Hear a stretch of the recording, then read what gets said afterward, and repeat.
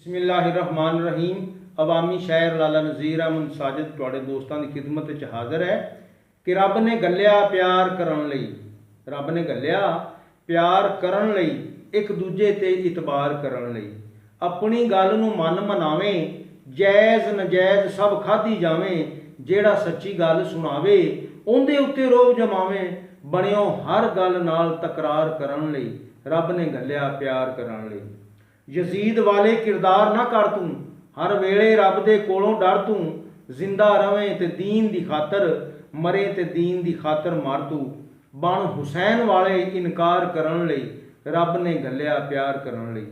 दौलत चंगे पासे ला तू, मस्कीनां नूं आप खवा तू। जेड़ा तेरे दर ते आवे उस गरीब नूं सीने ला तू। जो भी आवे पुकार करन लई, रब ने गल्लिया प्यार करन लई।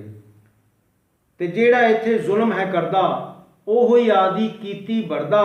जदों जुल्म दी हद हो जांदी, उदों मौत कुत्ते दी मरदा। साजिद बनो तुसीं दिलदार बनन लई, रब ने गल्लिया प्यार करन लई, एक दूजे ते इतबार करन लई।